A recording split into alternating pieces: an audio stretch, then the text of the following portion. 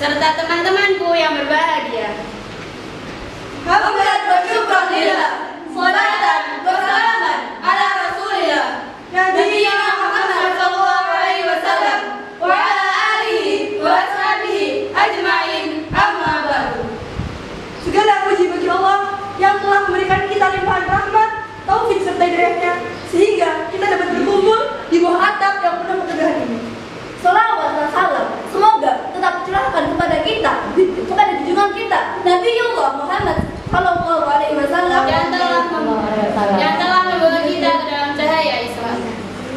Berdirinya kami di sini karena disuruh berdiri, karena tidak diberi kursi, Karena akan mengisi kita yang berjudul Etik, Toleransi, dan Etika dalam Pergaulan dalam ajaran Islam. Ayuhah semuanya ahibah. Dalam ajaran Islam, Allah Subhanahu wa taala tidak memberikan batasan kepada manusia untuk bersosialisasi. Karena sejatinya kita diberi bahasa itu untuk beragama, untuk menjadikan sosialisasi dalam beragama dan kehidupan sehari-hari. Jadi, Allah tidak melarang kita berteman dengan orang Kristen, Orang Katolik, orang Hindu, orang Buddha, orang Konghucu, orang ateis, dan orang agnostik. orang tidak temenan. Iya. Allah tidak melarang, tapi asalkan kita kuat pegang iman kita. Agar apa? Agar kita tidak terjerumus dengan ajaran-ajaran agama mereka. Karena sejatinya sebagai Muslim kita diberikan keharusan untuk menghormati dan menghargai kepada mereka yang berbeda agama. Seperti pada firman Allah Subhanahu wa taala dalam Quran surat Yunus ayat 40 sampai 41 yang berbunyi, A'udzu billahi minasyaitonir rajim. Wa minhum man yu'minu bihi wa minhum man la yu'minu bihi. Wa rabbuka a'lamu bil muslimin. Wa in kadzabuka faqul li 'amali wa lakum 'amalukum. Antum bari'una mimma a'lamu wa ana bari'un mimma ya'lamun. Masyaallah. Di antara mereka ada orang-orang yang beriman kepada Al-Quran dan datang Tuhan. Ada yang tidak beriman dengannya. Tuhan lebih mengetahui tentang orang-orang yang berbuat kerusakan. jika mereka mendustakanmu, katakanlah, bagiku perbuatanmu dan bagimu perbuatanmu. Kau berlepas diri dari apa yang kau perbuat dan aku berlepas diri dari apa yang kau perbuat.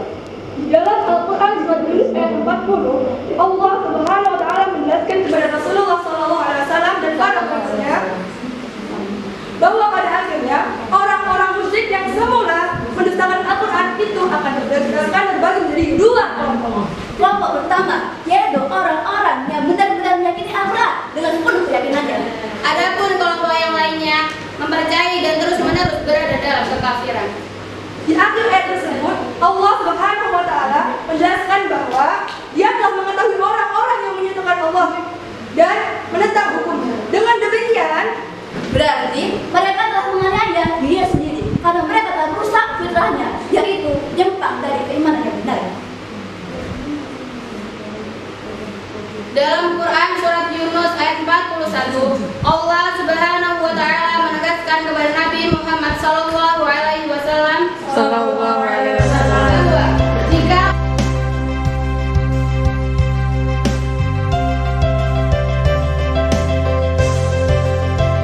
selamat pagi, salam sejahtera bagi kita semua. Segala puji kita panjatkan kepada Tuhan yang Maha Esa, karena kita masih diberi nafas kehidupan sehingga kita dapat berkumpul di sini.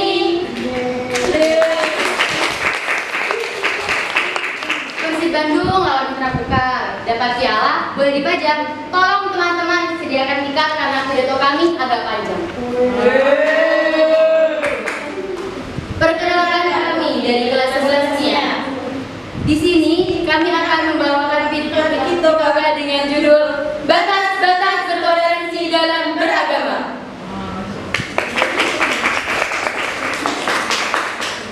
Toleransi umat beragama itu adalah sikap saling menghormati, menerima perbedaan, dan hidup berdampingan dengan damai antara individu atau kelompok yang memiliki keyakinan agama yang berbeda.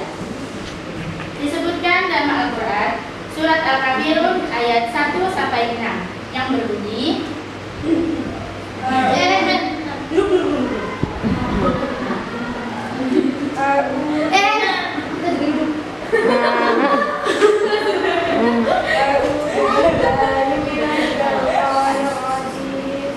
Bismillahirrahmanirrahim.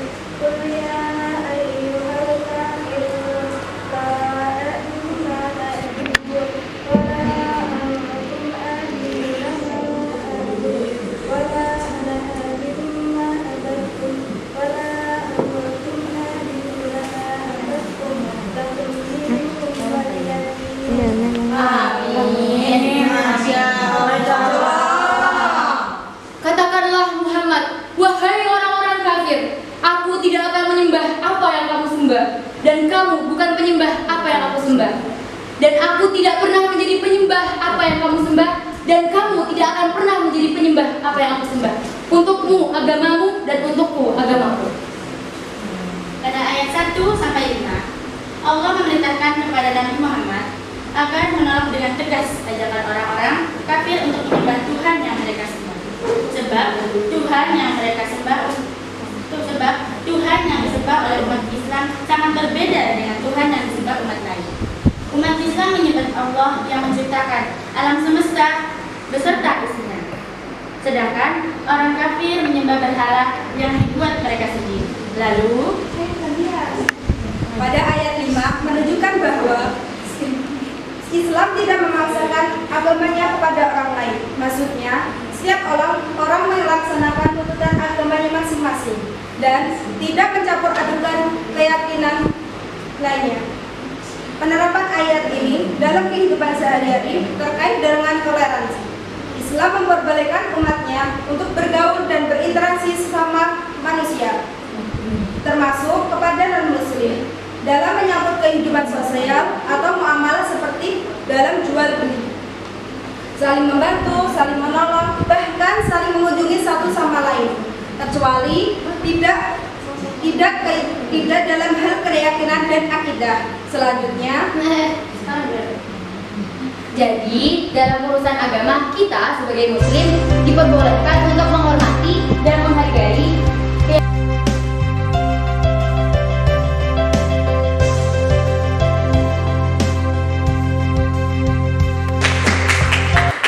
Pertama-tama, marilah kita panjatkan puji syukur kehadirat Allah Subhanahu wa Ta'ala yang telah memberikan kita nikmat serta hidayahnya, sehingga kita dapat berkumpul di tempat yang insya Allah barokah ini.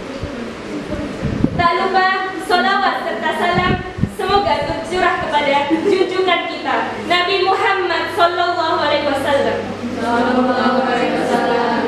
kepada keluarga dan sahabat-sahabatnya yang mulia. Marilah kita bersama-sama menjelajahi petunjuk hidup yang agung ini dengan tema yang hendak kita bahas pada kesempatan yang berbahagia ini, yaitu tentang batas-batas toleransi dalam beragama. Allah Subhanahu wa Ta'ala berfirman, A'udzu billahi minasy syaithanir rajim. Wa qulil haqqu min rabbikum faman syaa'a falyu'min wa man syaa'a falyakfur. Inna a'tadna lidh-dhalimina naran ahata bihim suradiquha wa in yastaghithu yaghfu bima'in kalmuhli yashwil wujuh bi'sa syarab wa sa'at murtafaqah. Yang artinya, dan katakanlah Muhammad, kebenaran itu datangnya dari Tuhanmu. Barang siapa yang menghendaki beriman, maka hendaknya dia beriman. Barang siapa menghendaki kafir, biarkanlah dia kafir. Sesungguhnya kami telah menyiapkan neraka bagi orang yang zalim, yang berjalannya menghukum mereka. Jika mereka minta pertolongan minum, mereka akan diberikan minum seperti besi yang mendidih dan menghanguskan wajah mereka. Itulah minuman yang paling buruk dan tempat istirahat paling buruk. Quran Surat Al-Kahfi ayat 29. Pada ayat tersebut, Allah SWT memerintahkan kepada Rasulnya supaya menegaskan kepada orang kafir bahwa yang disampaikan kepada mereka itu adalah pesan dari Allah SWT. Oleh karena itu, seharusnya mereka mengikuti dan menjalankannya, sebab keundangan mereka akan kembali kepada mereka jika mereka tidak mengikuti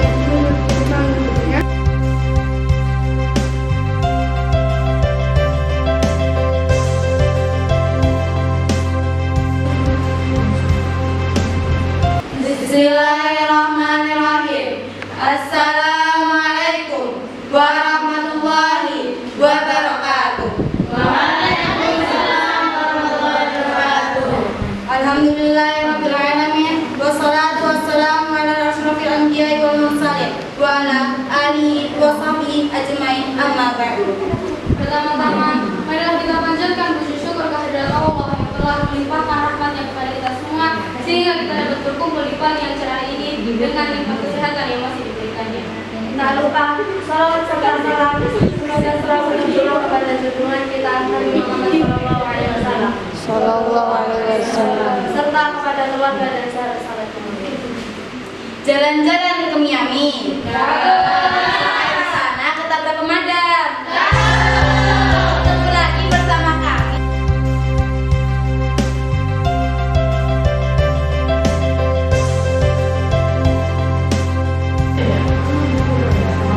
Bismillahirrahmanirrahim. Assalamualaikum warahmatullahi wabarakatuh. Waalaikumsalam warahmatullahi wabarakatuh.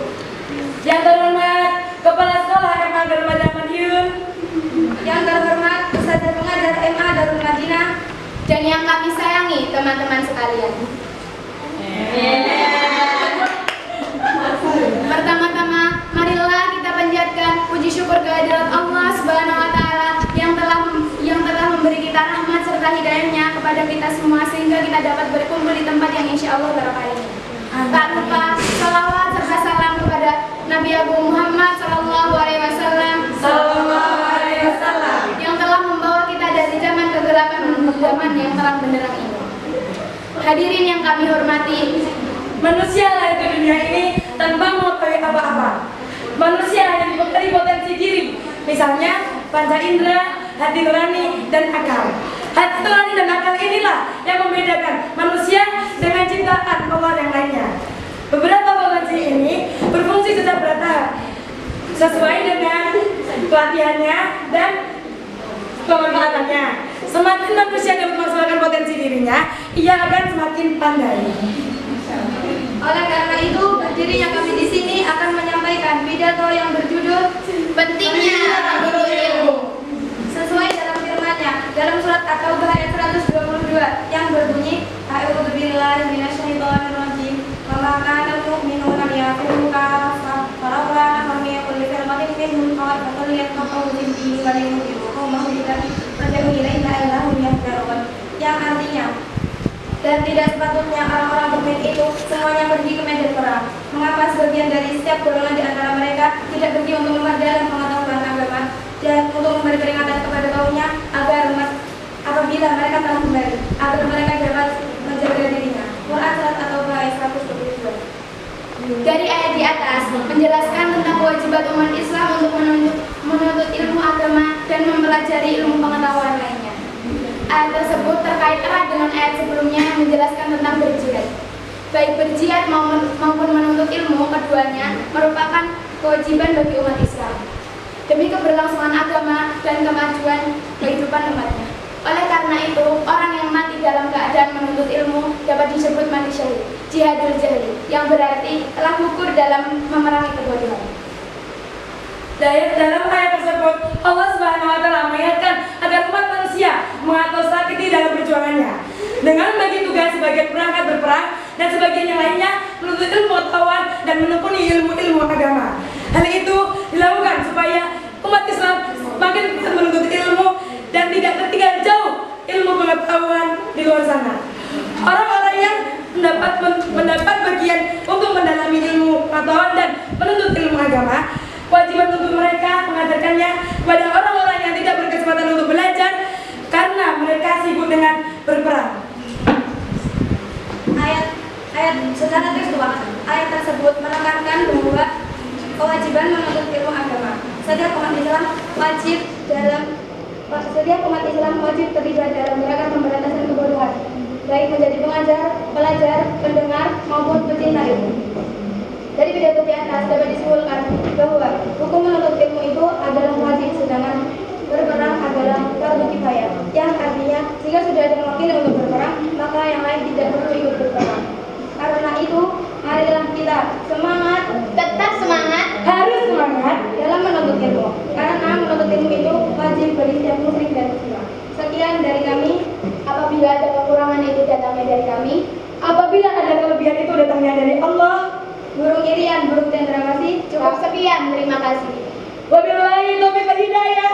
Wassalamualaikum warahmatullahi wabarakatuh.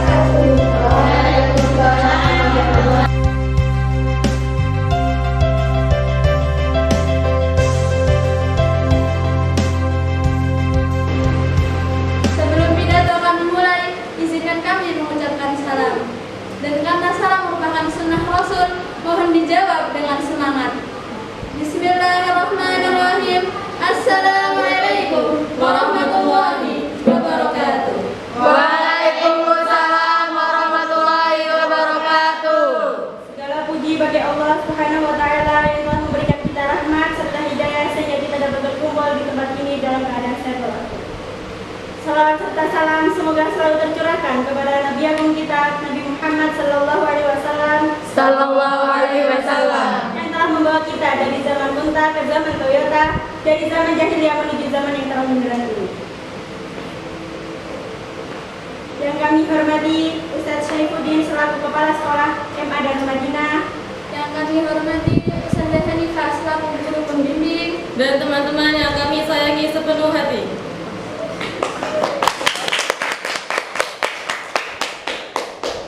berdirinya kami di sini ingin menyampaikan pidato yang berjudul Pentingnya menuntut ilmu. Dalam Islam, hukum menuntut ilmu adalah wajib tanpa terkecuali, baik kecil maupun besar, baik muda maupun tua, baik kaya maupun miskin. Dalam Al-Quran surah Al-Alaq ayat 1-5 Allah berfirman, A'udzubillahi minasyaitonirrajim. Iqra bismi rabbikal ladzi khalaq. Khalaqal insana min 'alaq. Iqra wa rabbukal akram. Alladzi 'allama bil qalam. 'Allamal insana ma lam ya'lam. Yang artinya, bacalah dengan menyebut nama Tuhanmu yang Maha menciptakan. Dia telah menciptakan manusia dari segumpal darah. Bacalah, dan Tuhanmu lah yang maha mulia, yang mengajar manusia dengan pena. Dia mengajarkan manusia apa yang tidak diketahuinya.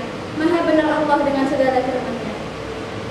Allah Subhanahu wa taala memulai ayat pertamanya dengan kata Iqra yang merupakan kata perintah dengan makna bacalah. Kata tersebut menunjukkan perintah Allah Subhanahu wa taala kepada Nabi Muhammad sallallahu alaihi wasallam untuk membaca.